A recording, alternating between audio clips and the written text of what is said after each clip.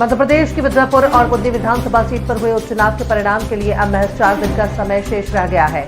23 नवंबर को बुंदी विधानसभा सीट के वोटों की गणना जिला मुख्यालय सीहोर तो मिर्जापुर की मतों की गिनती श्योपुर में होगी।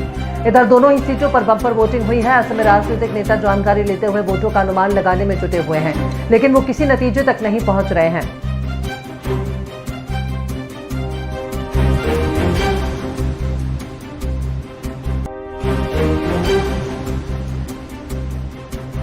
अगर आप मध्य प्रदेश के स्टूडेंट हैं और आपको भगवान कृष्ण विषय में अच्छा ज्ञान है तो आप 1 लाख रुपए का इनाम जीत सकते हैं। इस क्विज कॉन्टेस्ट में भगवान कृष्ण के जीवन से जुड़े प्रसंगों पर सवाल पूछे जाएंगे। इस क्विज कॉन्टेस्ट में हिस्सा लेने के लिए पहले एक ऑनलाइन टेस्ट होगा और इस कॉन्टेस्ट का फाइनल टेस्ट ऑफलाइन मोड में होगा। ऑनलाइन टेस्ट में सिलेक्टेड प्रतिभागी उज्जैन में फाइनल ऑफलाइन टेस्ट में हिस्सा लेंगे।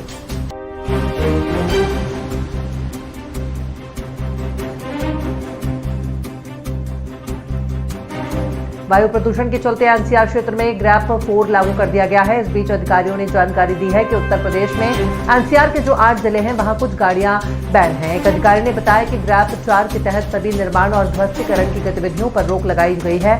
डीजल वाहनों पर भी प्रतिबंध लगाए गए हैं, जिनमें BS3 और BS4 वाहन शामिल हैं।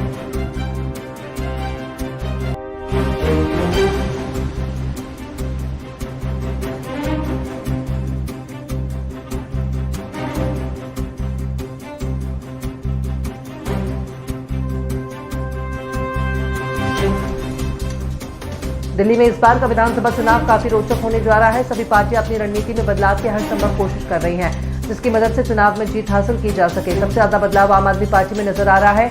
इसका सबसे बड़ा उदाहरण है हाल ही में दूसरी पार्टी के नेताओं को आप में शामिल करवाना।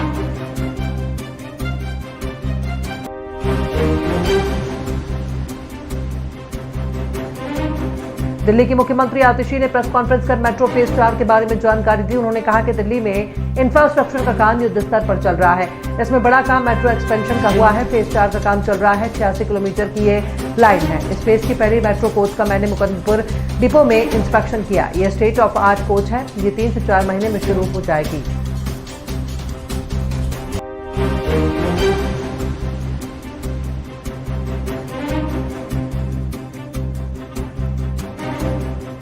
राजधानी दिल्ली में वायु गुणवत्ता सूचकांक इस वक्त गंभीर से खतरनाक स्तर पर बना हुआ है। इसका सबसे ज्यादा असर घर से बाहर निकल रहे लोगों के स्वास्थ्य पर पड़ रहा है। दिल्ली सरकार ने पहले 12वीं तक के स्कूलों को ऑनलाइन करने का फैसला किया और अब कामकाजी लोगों को प्रदूषण से बचाने वर्क फ्रॉम होम लागू हो सकता है। पर्यावरण मंत्री गोपाल राय ने कहा कि बच्चों और बुजुर्गों को सांस लेने में तकलीफ हो रही है।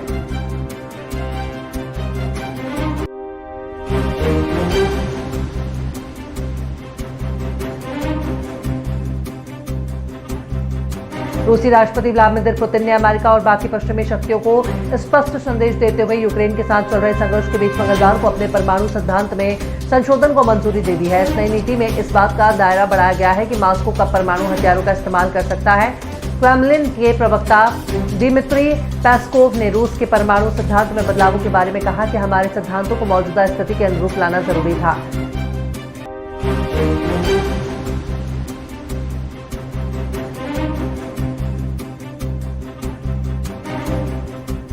भारतीय रिजर्व बैंक पर ब्याज दरें घटाने का दबाव बढ़ने लगा है। वित्त मंत्री निर्मला सीतारमण ने बैंकों से कर्ज पर ब्याज दरों का अफोर्डेबल रखने की नसीहत दी है। वित्त मंत्री के मुताबिक ज्यादातर लोगों को मानना है कि उधार लेना बहुत महंगा हो चुका है। वित्त मंत्री के मुताबिक विकसित भारत के लक्ष्य को साबित करने के लिए ये जरूरी है कि कर्ज पर ब्याज दरें सस्ती रहें।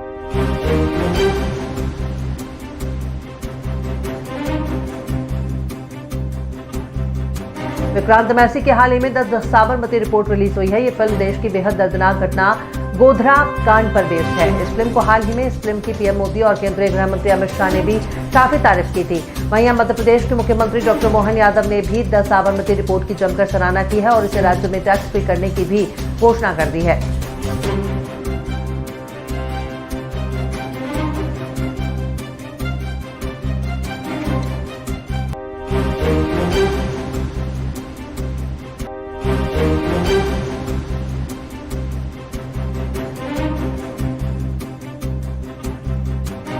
चैंपियंस ट्रॉफी की तरह ब्लाइंड क्रिकेट T20 विश्व कप 2024 का आयोजन भी पाकिस्तान में होना है।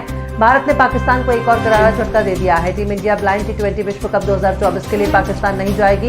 एक रिपोर्ट के मुताबिक भारत सरकार ने टीम को पाकिस्तान जाने की इजाजत नहीं दी है। इसके बाद टीम इंडिया ने अपना नाम वापस ले लिया है। हालांकि इसको लेकर आधिकारिक जानकारी नहीं मिली है।